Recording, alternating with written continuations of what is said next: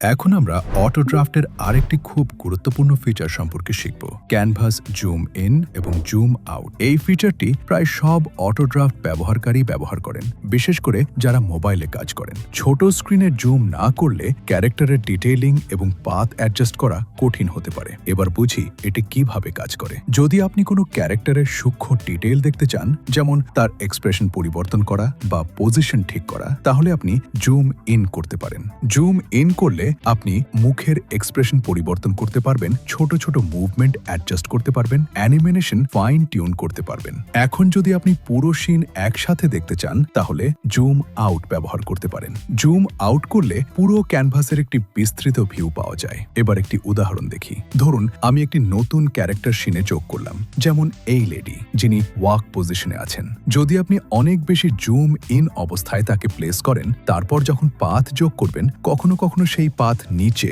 বা স্ক্রিনের বাইরে চলে যেতে পারে। এমন অবস্থায় আপনার ক্যানভাস জুম আউট করা উচিত। জুম আউট করার পর আপনি পুরো পাথ পরিষ্কারভাবে দেখতে পারবেন এবং ওয়াক সাইকেল সঠিকভাবে অ্যাডজাস্ট করতে পারবেন। এবার আরেকটি উদাহরণ দেখি। ধরুন এই গাছটি খুব বড় এবং তার কিছু অংশ ক্যানভাসের বাইরে চলে গেছে। যদি আপনি জুম ইন অবস্থায় থাকেন, তাহলে বুঝতে পারবেন না যে গাছটি বাইরে চলে যাচ্ছে, কিন্তু জুম আউট করলেই পুরো ব্যাকগ্রাউন্ড দেখা যাবে এবং আপনি বুঝতে পারবেন গাছটিকে নিচে বা ভেতরে আনতে হবে কিনা। জুম আউট বিশেষভাবে উপকারী যখন ব্যাকগ্রাউন্ডের পুরো স্পেস দেখতে হয়, বড় অ্যাসেট অ্যাডজাস্ট করতে হয়, পাথ টুল ব্যবহার করতে হয়, গ্রাউন্ড বা এক্সটেন্ডেড এরিয়া দেখতে হয়। উদাহরণস্বরূপ এখানে আমি গ্রাউন্ড এক্সপ্যান্ড করেছি। এই অতিরিক্ত অংশটি আপনি তখনই দেখতে পাবেন যখন জুম আউট করবেন।